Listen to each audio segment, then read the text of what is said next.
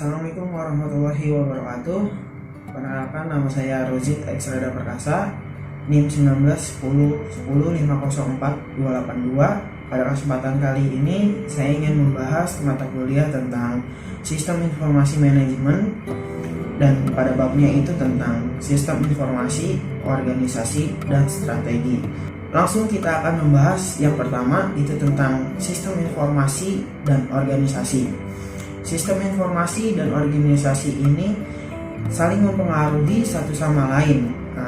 Organisasi membutuhkan sistem informasi dan informasi dibutuhkan oleh organisasi. Sistem informasi dibangun oleh manajer untuk melayani kepentingan perusahaan. Pada saat yang bersamaan, organisasi harus waspada terhadap keterbukaan pengaruh sistem informasi untuk mendapatkan manfaat dari teknologi tersebut. Nah, kita bisa lihat di slide ini, itu ada hubungan dua arah antara organisasi dan sistem informasi. Nah, di dalam hubungan ini, di tengah-tengahnya itu ada faktor penengah. Nah, apa saja faktor penengah? Kita akan bahas. Nah, faktor penengah antara organisasi dan sistem informasi.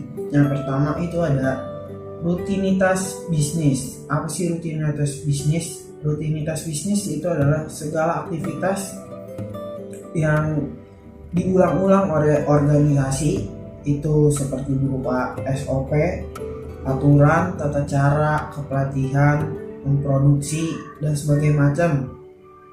Nah, selanjutnya itu ada politik organisasi.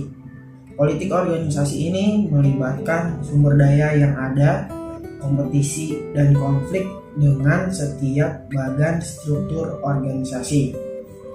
Nah, selanjutnya itu yang ketiga ada budaya organisasi. Budaya organisasi ini mencakup serangkaian tentang apa produk yang akan dibuat, bagaimana cara membuatnya, terus di mana harus diproduksi, dan untuk siapa itu barang atau jasanya. Selanjutnya yang keempat itu ada lingkungan organisasi. Organisasi berada dalam lingkungan di mana mereka menarik sumber daya dan mereka akan memasok barang dan jasa. Organisasi dan lingkungan ini memiliki hubungan timbal balik. Yang kelima ada struktur organisasi. Jenis sistem informasi yang ditemukan dalam perusahaan bisnis dan masalah yang bersifat alami dengan sistem sering mencerminkan jenis struktur organisasi yang dipakai dalam perusahaan ataupun organisasi. Nah, selanjutnya kita akan membahas tentang organisasi. Secara umum, organisasi adalah struktur sosial yang stabil dan formal yang mengambil sumber daya dari lingkungan dan diproses untuk menghasilkan output. Nah, kita lihat pada gambar ini. Jadi, input ini lingkungan. Lingkungan yang berhubungan organisasi itu akan memberikan organisasi berupa modal, tenaga kerja, dan lain-lainnya. Nah, modal dan tenaga kerja itu akan diolah oleh organisasi atau diproses produksi oleh organisasi dan akan menghasilkan output berupa barang dan jasa. Nah, barang dan jasa ini nantinya akan didistribusikan ke lingkungan ataupun ke inputnya lagi, seperti itu.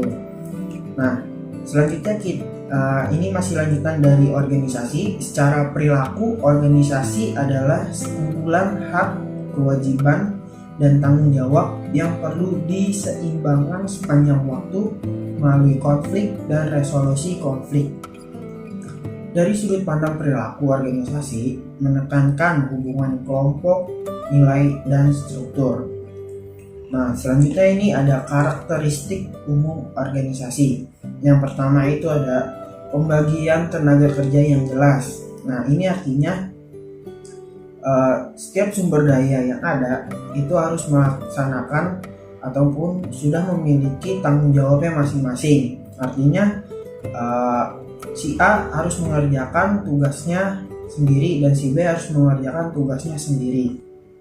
Nah, yang kedua itu ada organisasi tersusun secara hierarki. Organisasi pasti memiliki struktur organisasi, mulai dari memiliki manajemen atas, manajemen bawah, dan manajemen akhir. Nah, ini tersusun secara piramida hierarkinya.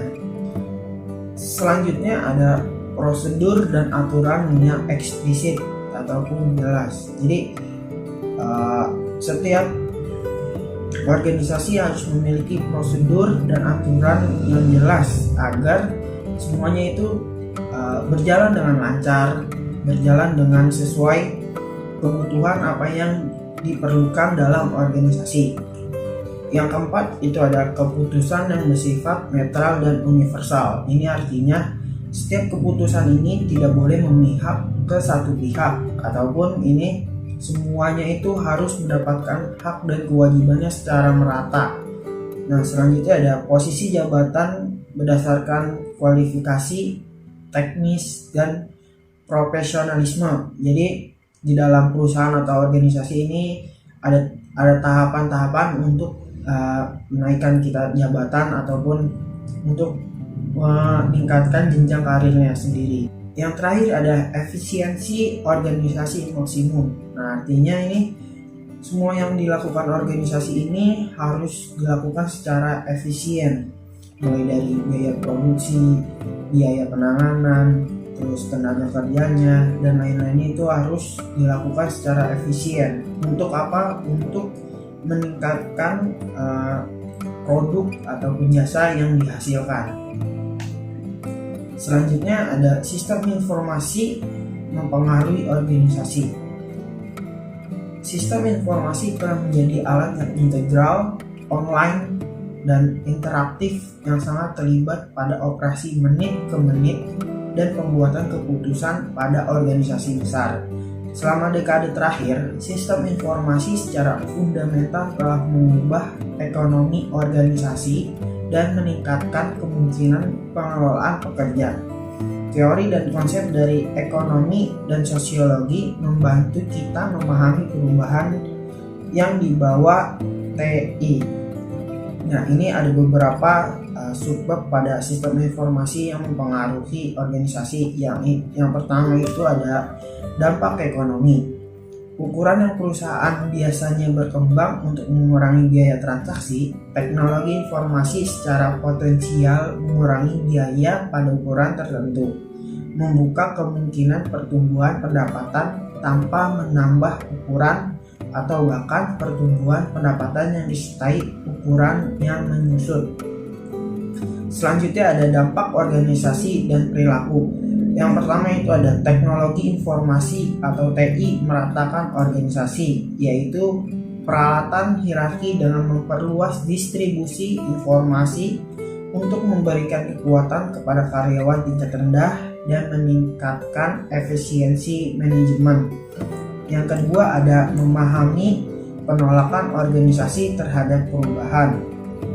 Terdapat beberapa cara untuk memvisualisasikan penolakan organisasi yang saling berhubungan untuk membawa perubahan dengan mengubah teknologi, tugas, struktur, dan orang-orang secara bersamaan.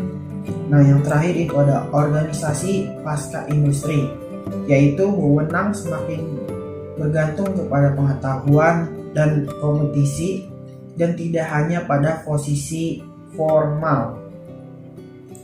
Nah, selanjutnya adalah internet dan organisasi.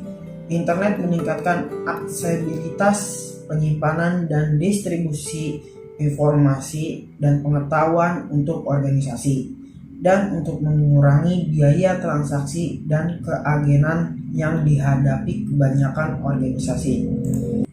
Yang keempat ada implementasi, rencana, dan pemahaman sistem informasi. Faktor organisasi utama yang harus diperhatikan saat merencanakan sistem baru adalah sebagai berikut.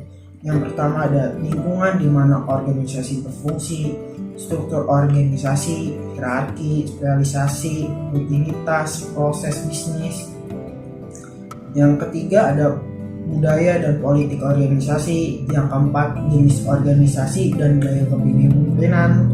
Yang kelima, kelompok kepentingan utama yang dipengaruhi oleh sistem dan sikap dari karyawan yang akan menggunakan sistem. Yang terakhir ada jenis tugas, keputusan, dan proses bisnis di mana sistem informasi dirancang untuk membantunya. Nah, selanjutnya kita akan membahas tentang bagaimana cara menggunakan sistem informasi untuk mencapai keuntungan kompetitif.